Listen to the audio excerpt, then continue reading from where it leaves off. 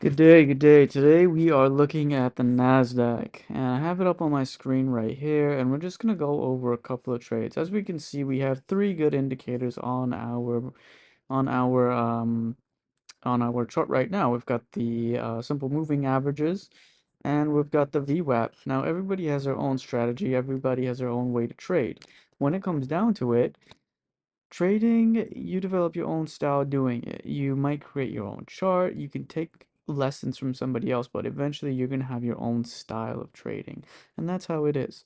I started by having my own style, by copying and then developing my own style, and so did many other people. So today we're just going to be looking at Nasdaq. Now let's look at the chart starting today at 9:30 a.m.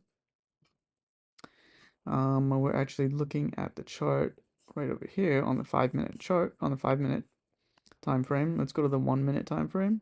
Let's just zoom in over here and let's go in at 9:30. So you start trading at 9:30. As we can see, 9:30 is right here. And this bar over here. And can we be profitable today? Yes, you can. And I'm gonna show you how. So I'm gonna zoom out of the chart a little bit, and we're gonna be looking at the chart over here. We're gonna look at support and resistance levels.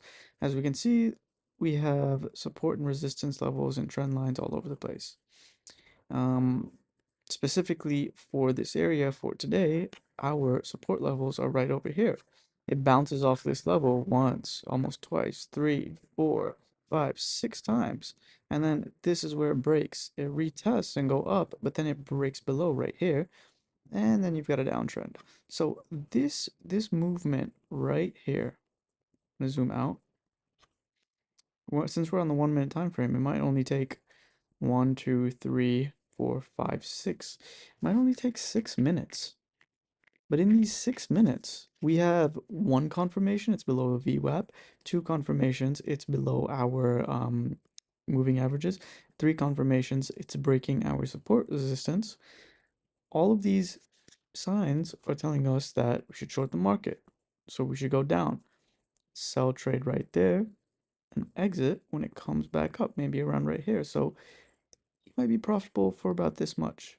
But if you trade options, and trading an options contract on futures can make you profitable. Now, this is going to take practice. Entry points, exit points, identifying the trade.